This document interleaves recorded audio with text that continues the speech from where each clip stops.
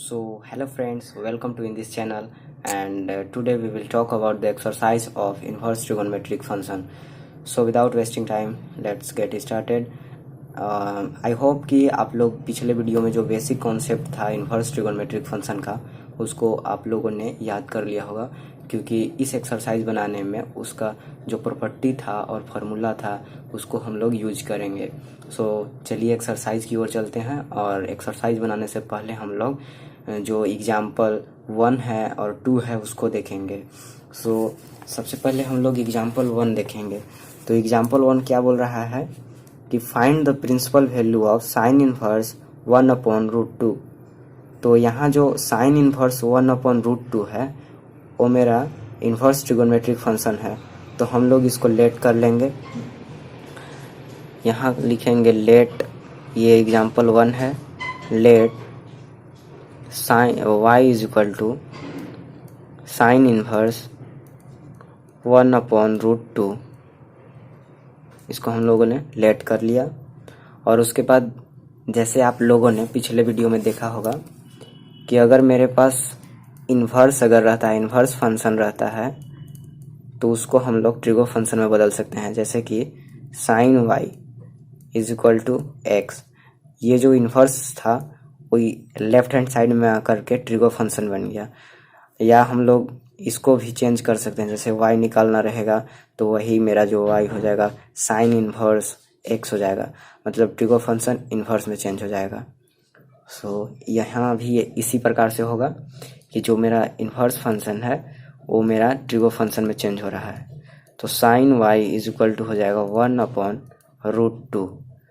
और अगला स्टेप में हम लोग क्या लिखेंगे कि sine y is equal to 1/√2 sine में किसका मान होता है, तो साइन π/4 का मान होता है। लिख दे रहे हैं साइन π/4 इज इक्वल टू 1/√2। सो 1/√2 को हम लोग क्या लिख सकते हैं, साइन π/4 लिख सकते हैं। तो यहाँ हम लोगों ने साइन π/4 लिख दिया 1/√2 को। और हम यहाँ क्या करने वाले हैं कि जो साइन y है, यानी कि मेरा ट्रिगोनमेट्रिक फंक्शन जो है उसको हम लोग इन्वर्स ट्रिगोनमेट्रिक फंक्शन में बदलने जा रहे हैं। तो अगर हम लोग को y चाहिए तो हम लोग क्या कर सकते हैं, इसको इन्वर्स में चेंज कर देंगे। तो ये हो जाएगा साइन इन्वर्स साइन π/4। और आप लोग पढ़े हैं पिछले वीडियो में कि साइन इन्वर्स साइन थीटा अगर रहता है तो वो थीटा हो जाएगा। तो यहाँ भी कुछ ऐसा ही होगा कि y is equal to sine π/4, तो ये बन जाएगा π/4, because sine inverse sine theta is equal to theta, then sine inverse sine π/4 is equal to also π/4। So ये जो आपका मान आएगा यही आपका प्रिंसिपल वैल्यू कहलाएगा, प्रिंसिपल वैल्यू। क्योंकि जैसे कि हम लोग इन्वर्स में पढ़े थे कि जो यहाँ इन्वर्स में y रहता है वो रेंज रहता है, और रेंज को ही हम लोग प्रिंसिपल वैल्यू बोलते थे। तो यहाँ जो ये था ये रेंज था, और ये x जो था वो डोमेन था, और रेंज को ही हम लोग प्रिंसिपल वैल्यू बोलते हैं। So y is equal to π/4, so this is also principal value. और दूसरा क्वेश्चन जो है एग्जाम्पल का उसको देखेंगे। तो यहाँ दूसरा क्वेश्चन बोल रहा है कि find the principal value of cot inverse -1/√3। तो इसमें क्या है, जो कोट इनवर्स -1/√3 है वो मेरा इनवर्स ट्रिगोनमेट्रिक फंक्शन है। तो इसे जो पहले क्वेश्चन बनाए एग्जाम्पल 1 उसी प्रकार से इसको भी बना देंगे। जैसे कि इसमें क्या करेंगे कि दूसरा का सोल्यूशन में करेंगे क्या कि जो मेरा फंक्शन था कोट इनवर्स -1/√3 उसको हम लोग लेट कर लेंगे y मेरा है कोट इनवर्स 1/√3। तो अगर हम लोग कोट इनवर्स को लेफ्ट साइड में ले जाते हैं तो ये मेरा कोट y हो जाएगा, और बचेगा क्या 1/√3 -1/√3 बच जाएगा। अब हम लोग देखेंगे कि 1/ 1/√3 किसका मान आता है? कोट में। तो ये कोट में पाई/3 का मान आता है। सो जैसे यहाँ हम लोग लिख रहे हैं कि कोट पाई/3 इज इक्वल टू 1/√3। सो यहाँ अगला स्टेप क्या होगा कि cot y is equal to -1/√3 को हम लोग क्या लिख सकते हैं? कोट पाई/3। सो यहाँ हम लोग कोट पाई/3 रख देंगे। और इसके बाद क्या करेंगे कि जैसे कि हम लोगों ने पढ़ा था कि कोट पाई माइनस अगर कोई एंगल हो तो मेरा एंगल कोट थीटा हो जाएगा, माइनस कोट थीटा हो जाएगा। तो उसी प्रकार हम लोग यहाँ यूज करेंगे इस फॉर्म को कि अगर मेरा माइनस कोट थीटा है मीन्स पाई/4, तो इसको हम लोग लिख सकते हैं पाई माइनस थीटा। तो यहाँ जो मेरा माइनस कोट पाई/3 है उसको हम लोग किस प्रकार से लिख सकते हैं? कोट पाई माइनस थीटा की जगह पर मेरा क्या है? पाई/3। सॉरी वीडियो में नहीं है। सो फिर से समझा दे रहे हैं कि जैसे cot y is equal to minus cot पाई/3 हुआ, और इसमें क्या हुआ कि जैसे हम लोग 11th में पढ़ चुके हैं कि कोट पाई माइनस थीटा जो होता है माइनस कोट थीटा होता है, और हम लोग माइनस कोट थीटा को भी चेंज कर सकते हैं पाई माइनस थीटा में। तो उसी प्रकार से जैसे माइनस पाई कोट पाई/3 था उसको हम लोगों ने चेंज कर दिया कोट पाई माइनस पाई/3। अगर आप इसको भी चेंज करते तो पाई माइनस पाई/3 जो है वो माइनस कोट पाई/3 आता। तो सेम वही बात है। तो इसको अगर हम लोग और भी सेपरेट करेंगे, जैसे कि अगर हम लोग y अगर निकालते तो ये हो जाता कोट इनवर्स कोट, ये जो आपका पाई माइनस पाई/3 था अगर इसका हम एलसीएम निकालते तो 3 और -1 पाई कर देते तो इसको ये हो जाता 2 पाई/3। और ये जो कोट इनवर्स कोट है ये कैंसिल आउट हो जाता है, क्योंकि जैसे कि कोट इनवर्स कोट थीटा को हम लोग लिख सकते हैं थीटा। तो ये मेरा बन जाएगा 2 पाई/3, और इसी को हम लोग प्रिंसिपल वैल्यू बोलेंगे। Principal value.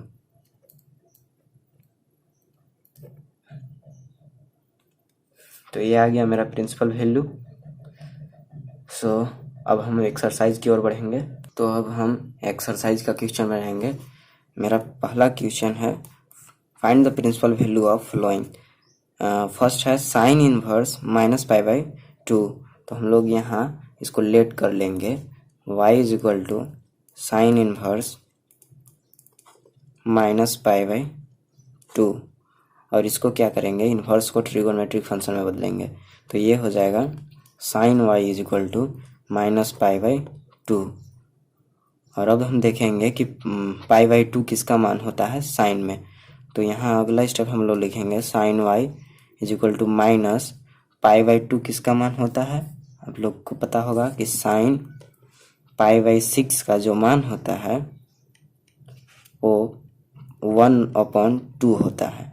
मतलब 1/2 को हम लोग साइन पाई/6 लिख सकते हैं।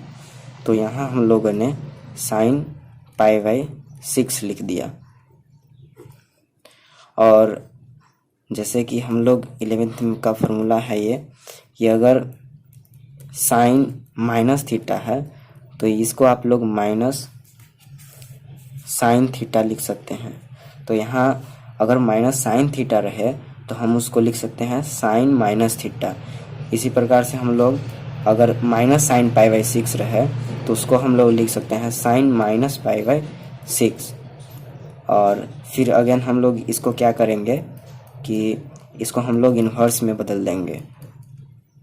तो ये मेरा इन्वर्स में चेंज होने के लिए क्या होगा कि y is equal to sine inverse sign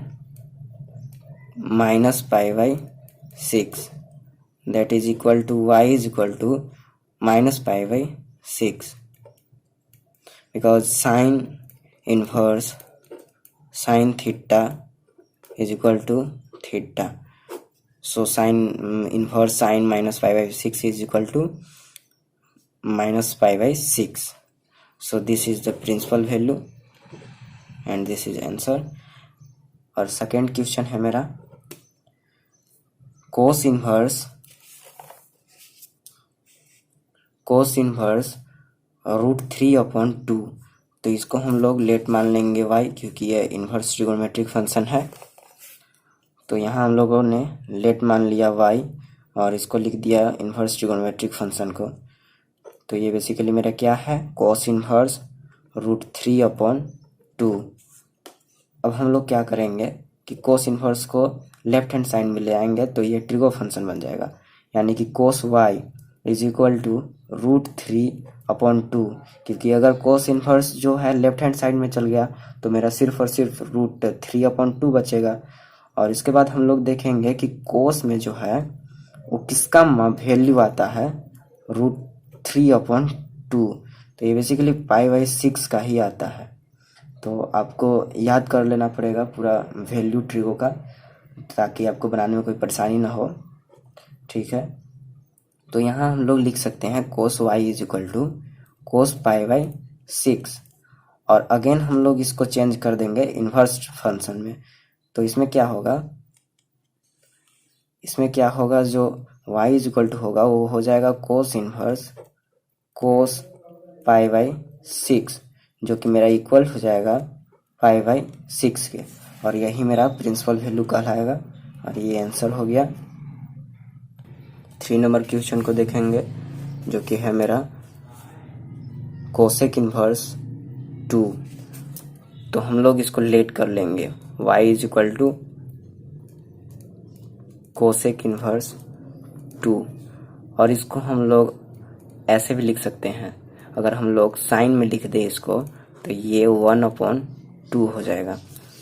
क्योंकि जैसे कि हम लोग जानते हैं कि अगर साइन अगर दिया हुआ है 1/x तो ये हो जाएगा कोसेक इनवर्स x, क्योंकि पिछले वीडियो में हम लोग इसको सीख चुके हैं। तो इसी प्रकार हम लोगों ने इसको ऐसे चेंज कर दिया।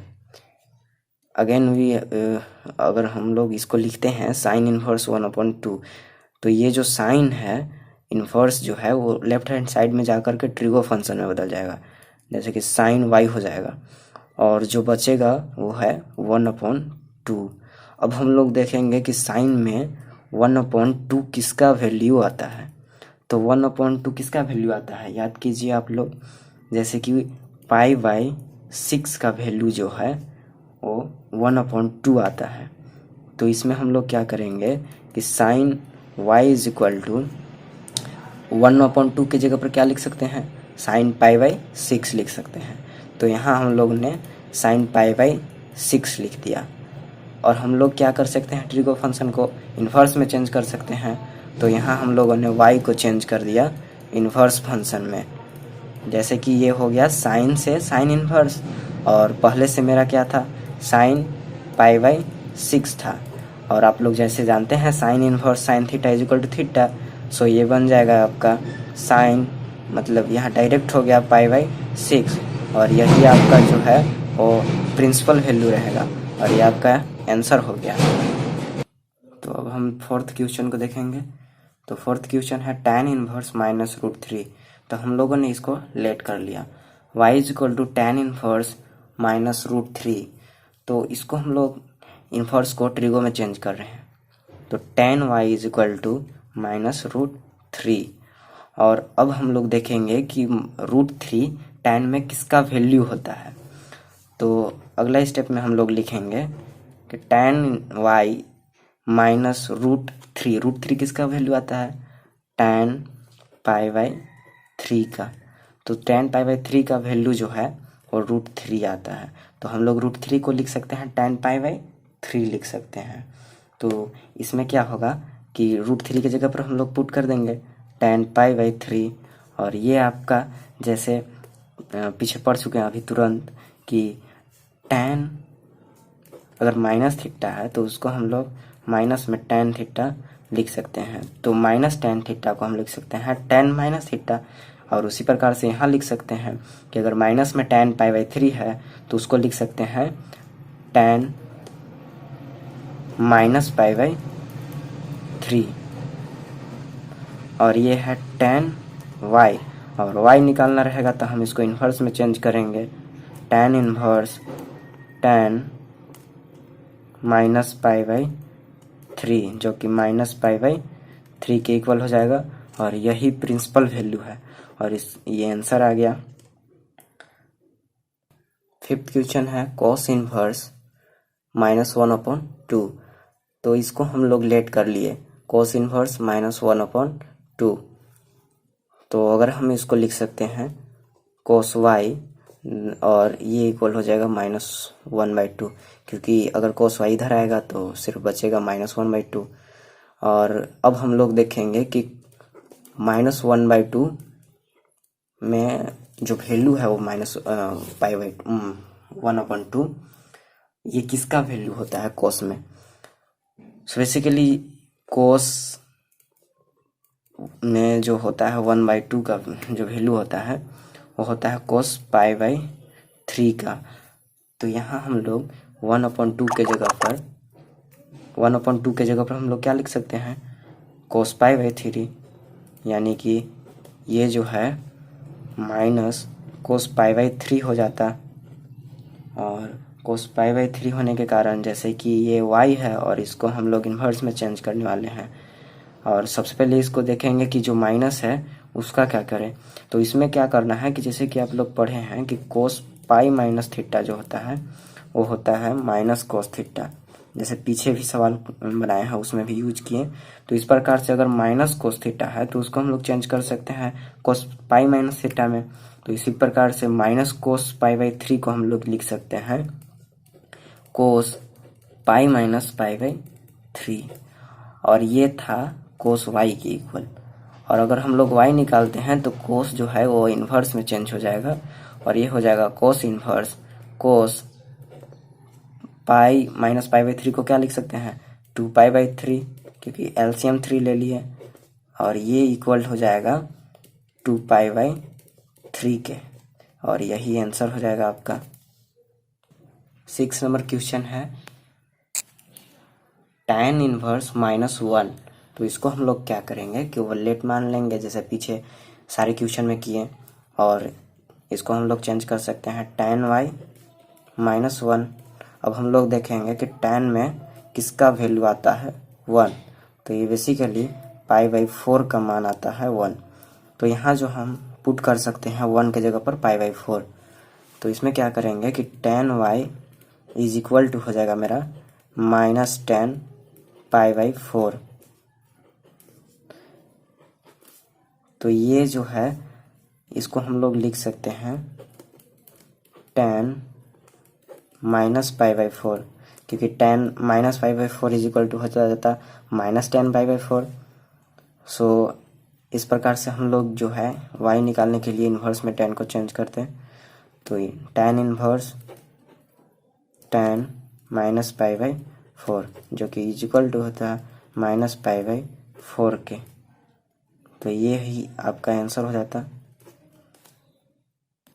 7 नंबर क्वेश्चन है y is equal to sec inverse 2/√3, तो इसको हम लोग चेंज कर सकते हैं cos इनवर्स √3/2, और क्योंकि जैसे कि आप लोग पीछे पढ़े हैं कि अगर आपका sec इनवर्स 1/x है तो उसको आप लोग cos इनवर्स x में चेंज कर सकते हैं, तो इसी पर बैठा करके मैंने sec को cos में चेंज कर दिया, ठीक है। और हम लोग अब देखेंगे कि cos y is equal to जो है वो हो जाएगा √3/2 के बराबर, और इसमें जो हम लोग देखेंगे √3/2 किसका वैल्यू होता है cos में, तो ये बेसिकली cos में किसका वैल्यू आता है, ये cos में π/6 का वैल्यू आता है।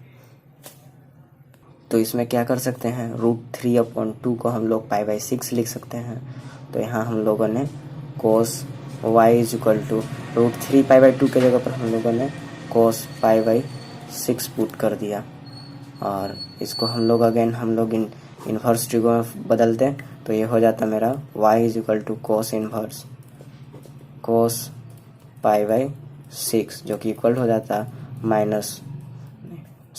प्लस पाई बाई 6 के बराबर, जो कि आंसर हो जाता। एंड अगला क्वेश्चन है 8th नंबर, उसको हम लोग देखेंगे। तो 8th नंबर क्वेश्चन है y is equal to cot inverse root 3। तो इसको हम लोग क्या कर सकते हैं, cot y is equal to root 3 लिख सकते हैं।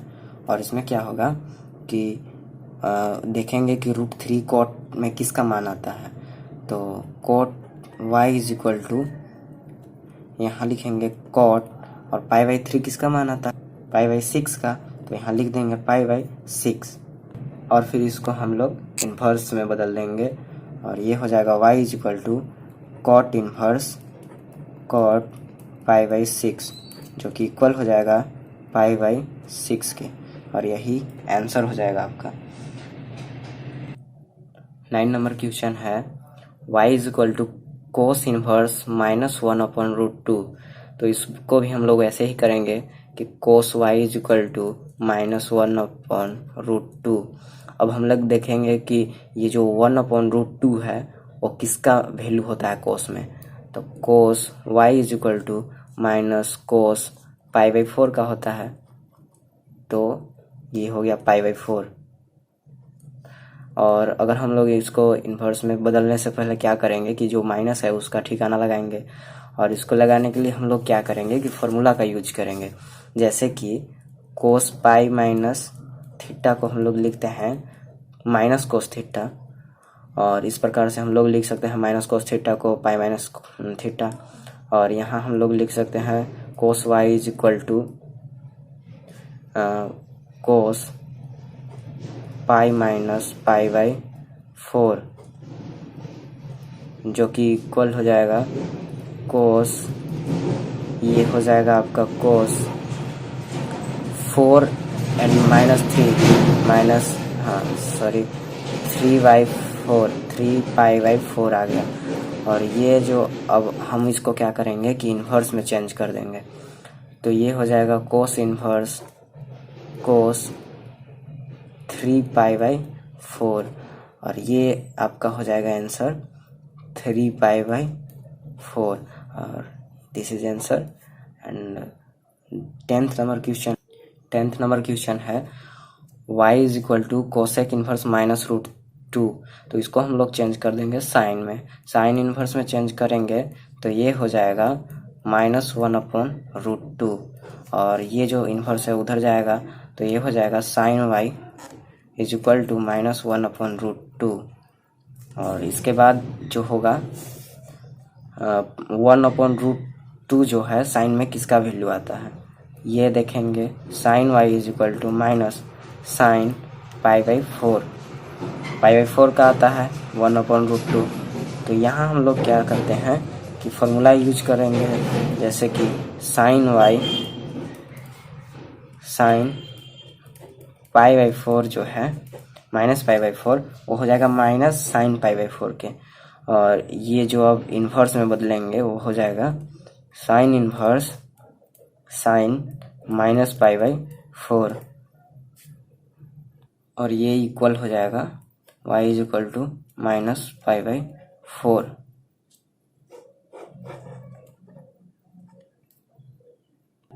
इलेवन नंबर क्वेश्चन है tan inverse 1 plus cos inverse -1 upon 2 plus sine inverse -1 upon 2। तो इसको हम लोग जैसे ये एक एक पार्ट था और एक एक पार्ट को जिस प्रकार से हम लोगों ने किया है उसी प्रकार से बना सकते हैं, पर वो काफ़ी टाइम लैप्स कर लेगा, और इसको हम लोग बनाने के लिए डायरेक्ट करने का तरीका देख लेंगे। तो इसमें क्या करेंगे बेसिकली कि tan जो है tan इनवर्स अगर जो अंदर है मतलब जो x का जो वैल्यू है वो 1 है और 1 tan में किसका वैल्यू आता है वो देखेंगे, तो ये tan पाई बाई 4 का होता है, और जिसका इन्वर्स रहेगा उसी का हम लोग देखेंगे ट्रिगो फंक्शन में कि उसका 1 आ रहा है या नहीं। तो tan पाई बाई 4 का 1 आता है, इसलिए हम लोग लिख लिए tan पाई बाई 4 ताकि जो मेरा अगला अगला स्टेप में जो होगा वो पाई/4 आंसर इसका आ जाएगा। और इसी प्रकार से जैसे कि हम लोग पिछला वीडियो में देखे हैं कि अगर कोस -x रहेगा, कोस इन्वर्स -x, तो वो पाई माइनस कोस इन्वर्स हो जाता है x। तो इसको हम लोग पहले इसको लिख लेंगे pi minus cos inverse x का मतलब 1/2। और यहाँ भी ठीक ऐसे करेंगे, पर साइन में जो होता है वो माइनस पहले आ जाता है, पाई इसमें नहीं आता है। तो इसमें क्या होगा कि माइनस में हो जाएगा साइन इन्वर्स 1/2। तो ये हो गया। और अगला स्टेप में हम लोग क्या करेंगे कि tan इन्वर्स tan पाई/4 कितना आ जाता है आपका, tan पाई/4। और ये जो पाई है, पाई रहता, और इसके बाद हम लोग यहाँ पुट करते मान कि कोस में 1/2 किसका आता है, तो ये पाई/3 का आता है, मतलब कि कोस पाई/3 का। तो यहाँ लिखेंगे कोस पाई/3 का आता है। और यहाँ देखेंगे कि साइन इन्वर्स 1/2 साइन में किसका वैल्यू आता है, ये आता है साइन पाई/6 का। तो ये बन जाता आपका पाई/4 प्लस पाई माइनस पाई/3 माइनस पाई/6। तो अगर आप इसका एलसीएम लेते हैं तो ये 4, 3 और 6 का एलसीएम जो है 12 आ जाएगा। और आप एलसीएम निकालने के बाद ये हो जाता 3 पाई 12 पाई माइनस 4 पाई 2 पाई, और ये इक्वल हो जाता, ये हो जाता 3 pi plus 12 pi is equal to 15 pi and this is 6 pi और अपॉन 12। सो ये हो जाता आपका 9 पाई अपॉन 12, जो कि बराबर हो जाता 3 पाई/4 का। तो ये आपका आंसर हो जाता 3 पाई/4। और अगला क्वेश्चन देखेंगे 12 नंबर क्वेश्चन है cos inverse 1/2 plus 2 sign inverse 1/2।